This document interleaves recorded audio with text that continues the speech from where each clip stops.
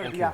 और ये देखिए अनुराग जी कभी शांत नहीं, देखो खांसी भी साथ साथ आ रही है, लेकिन रुक नहीं रहे। Brother from another mother, Anurag Bhadauria like forever. अब तो मान जाइए ना, रिलैक्स। Thank you. हाँ शिवम त्यागी। देखिए ऐश्वर्या जी, त्यागी। कोर्ट ने कहीं नहीं कहा है कि वो अनाधिकृत कब्जे को कभी भी प्रोटेक्ट करने वाले हैं। उल्टा जस्टिस गवाई ने कहा है, we are not going to protect unauthorised construction, but yes there has to be एक स्ट्रीमलाइन प्रोसेस।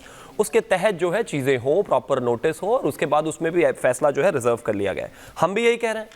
उत्तर प्रदेश में अनाधिकृत कब्जा बेदखली अधिनियम 1973 धारा 4(1) के तहत जो है जितने भी अनाधिकृत जो बने हुई चीज़ें हैं, जो बने हुए मकान हैं, उनको गिराया गया है। उनमें प्रॉपर एक ड्यू कोर्स फॉलो किया गया है, जहां पर नोटिसेस दिए गए और उसके बाद कार्रवाई हुई है।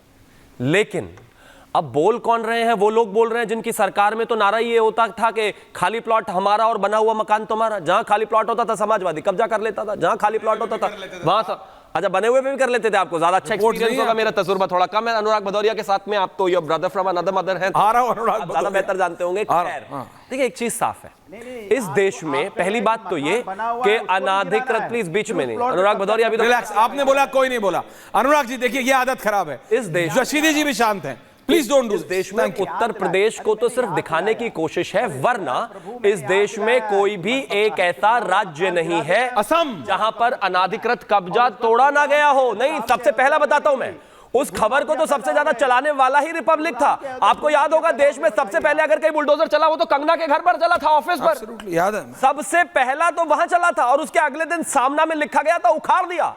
और उसी मामले में जो है सारी चीजें हुई थी, और वहां पर कांग्रेस भी सरकार में थी, तब इनको दिखाई नहीं दिया। जब अशोक गहलोत जो है वहां पर पेपर माफिया के घर गिरा रहे थे और एक गैंगस्टर के घर गिरा रहे थे, 3 घरों को जमींदोज कर दिया था, तब उनको दिखाई नहीं दिया। छोड़ दीजिए इसको। उसके बाद अगर मैं बात करूं तो खास तौर पर जो है पंजाब की सरकार, प्लीज ये लगातार बैकग्राउंड म्यूजिक चाहिए ही नहीं। Anurag ji please don't do this, thank you. मुझे music, Anurag ji please, thank you.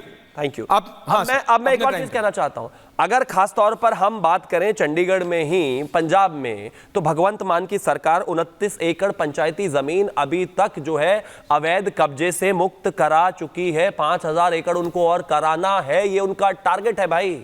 हर राज्य में, हर प्रदेश में ये हो रहा है, और अनाधिकृत कब्जा हटाया भी जाना चाहिए। हम सुप्रीम कोर्ट के निर्णय का जो भी होगा उसका सम्मान करेंगे, लेकिन इतना तय है ये हर राज्य, हर प्रदेश में हुआ है, और हम समर्थन में हैं। आप समर्थन में। अनंत विजय जी आ रहा हूं, भाटिया जी आ रहा हूं, 2-3 मिनट और। रशीदी जी से मैं पूछना चाहता हूं। रशीदी जी आप मुझे बताइए, आदिल भाई आ रहा हूं, आदिल जी आ रहा हूं, रशीदी जी बताइए, ये धर्म को लाके, ये धर्म की आड़ में ये अतिक्रमण क्या बर्दाश्त होना चाहिए? मैंने दोनों बोला, अब आप इसमें हिंदू मुसलमान मत कीजिएगा, क्योंकि दोनों तरफ होता है। आप भी जानते हैं, मैं भी जानता हूं। आप लोगों को सामने आके खड़ा होना चाहिए और बोलना चाहिए कि नहीं। रशीदी जी नहीं, देखिए धर्म के नाम पर अतिक्रमण नहीं होना चाहिए। मैं भी इसके हक में नहीं हूं, बिल्कुल नहीं हूं।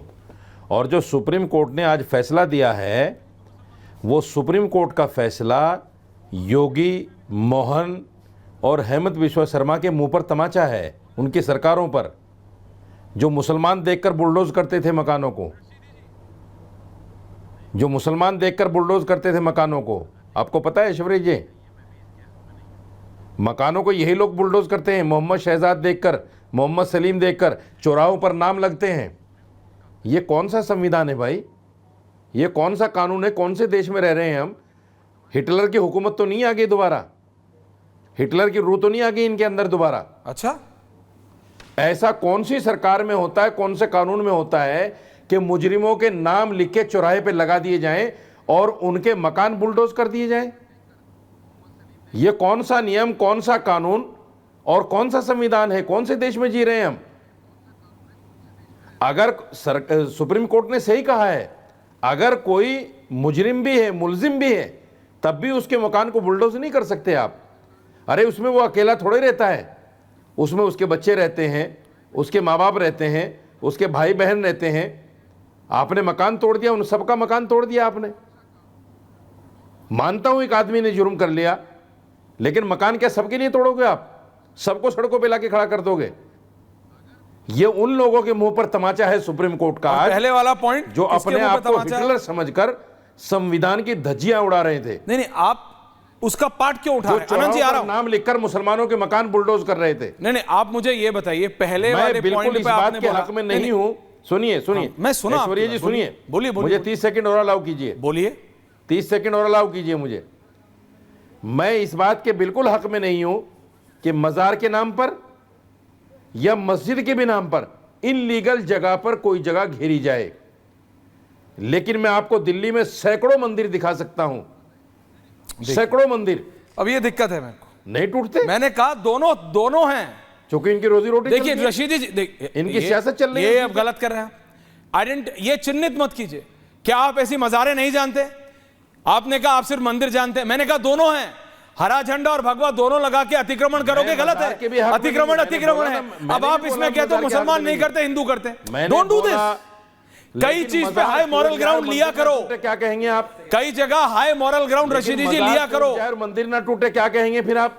आप सहारनपुर के रहने वाले हो ना? ऐश्वर्या जी, आपने मुझे बताया था कि आप सहारनपुर के रहने वाले हो। नहीं, आप सहारनपुर में आपको कई जगह ऐसी मिल जाएंगी जहां दोनों धर्मों के आड़ में, सिर्फ दरगाह पर सहारनपुर मेन रोड पे सिर्फ मुसलमान के मकान। आप समझिए मेरी, ये आपकी मानसिक प्रॉब्लम है। आप समझिए मेरी बात। शिवम त्यागी का मकान है तो इनका मकान। शिवम जी को लाइए। आनंद जी आ रहा हूं।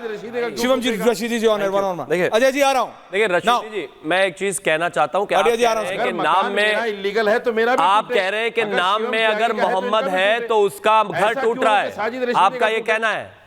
लेकिन श्रीकांत के नाम में तो मोहम्मद नहीं था, त्यागी था, उसका तो तब भी टूटा। देश में सबने, पूरे देश ने देखा, अरे खुशियां भी एक आध मनाई, नाम टूटा हो कि गया नहीं ऐसा टूटा? कोई। अनिल दुजाना के नाम में तो मुसलमानों के तो मोहम्मद नहीं सैकड़ों था, मकान तोड़ दिए तो टूटा आपने। कि नहीं टूटा?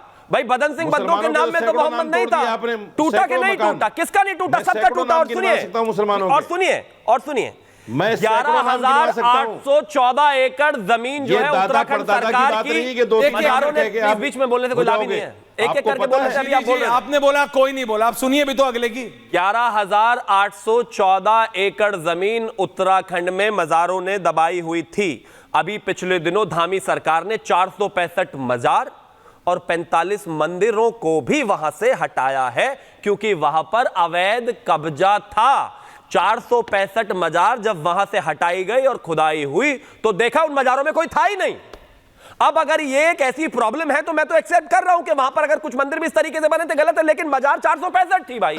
इस तरह की स्थितियां इस देश में बहुत जगहों पर है और ये कोई बहुत नई बात नहीं है। आप कहीं भी रेलवे स्टेशन के बराबर में, पटरी के बराबर में ही मजार है, देश जानता है इस बात को अच्छे तरीके से। तो इस तरीके से अगर धर्म का चोला पहनकर, मजहब का चोला पहनकर आप मजार बनाओगे, जमीन का अतिक्रमण करोगे तो सरकारों को डहाना पड़ेगा। रशीदी जी, क्विक काउंटर। कह जरूर रहा है, लेकिन ये बात सच है कि वो इस बात को क्लियर करते हैं कि हम अतिक्रमण पर कोई भी लचीला रुख नहीं रखने वाले हैं। अगर कोई अतिक्रमण करेगा अवैध तो उसको हटाना पड़ेगा।